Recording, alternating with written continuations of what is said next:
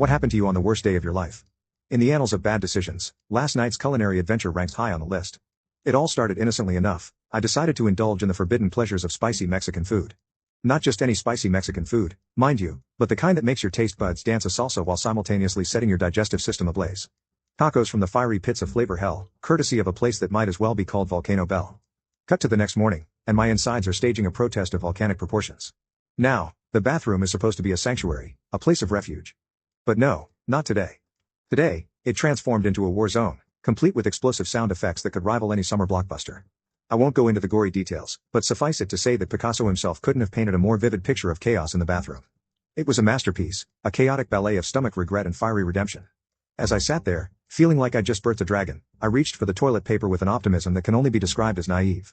Little did I know, I was about to unleash a chain of events that would forever alter my relationship with the porcelain throne. I wiped, and I wiped, and I wiped some more. It was like trying to clean up a crime scene with a single tissue. In my determination to emerge unscathed, I might have used a tad more paper than necessary. In my misguided attempt to remedy the situation, I flushed the toilet, half expecting a magical disappearance of all my problems. Spoiler alert, that did not happen. As I stared in disbelief, the water level in the bowl rose ominously. Panic set in, but I quickly convinced myself that toilets were designed to handle such matters. I mean, isn't toilet paper supposed to disintegrate upon contact with water? It's like toilet magic or something, right? I thought for sure that all I needed at that moment was a little more suction.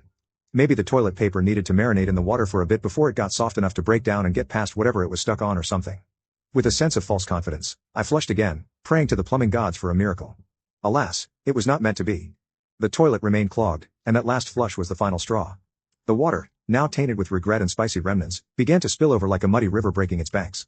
I faced a stark reality in a situation that no amount of mental preparation could have readied me for. Grimacing at the unsightly sight before me, I grabbed the nearest towel, my once fluffy beacon of post-shower comfort, now relegated to the rank of a bathroom mop. I tried to soak up the unpleasant spillage, my face contorted in a mixture of disgust and disbelief. This wasn't how I envisioned my day unfolding. With the immediate crisis partially averted, I summoned what was left of my dignity and took a deep breath. It was plunger time. Armed with the rubbery weapon of mass unclogging, I approached the toilet bowl like a cautious soldier stepping into a battlefield. In my hopeful naivety, I dipped the plunger into the murky waters, thinking it would be a simple plunge and rescue operation. Oh, how wrong I was. The contents of the toilet, because it was already filled to the rim, spilled even further onto the already compromised bathroom floor. I stared at the situation in frozen horror. It was like a scene from a bizarre comedy, one where the protagonist finds themselves in an increasingly absurd set of circumstances. Surely, I thought, this doesn't happen to normal people. With a final, desperate plunge, the stubborn clog surrendered, and the toilet began to drain. A wave of relief washed over me as I witnessed the contents spiraling away, leaving behind a semblance of order in the bowl. I reveled in a brief moment of victory before reality brought me crashing back to earth.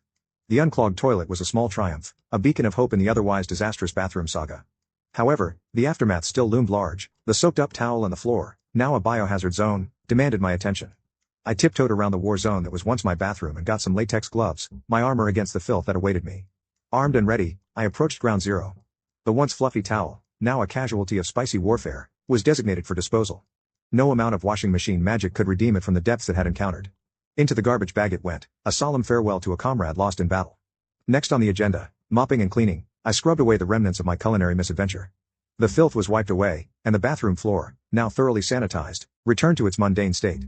As I stood there, surveying the now pristine bathroom, I couldn't help but reflect on the absurdity of the journey I had just embarked upon. That was and still is what I consider the worst day of my life.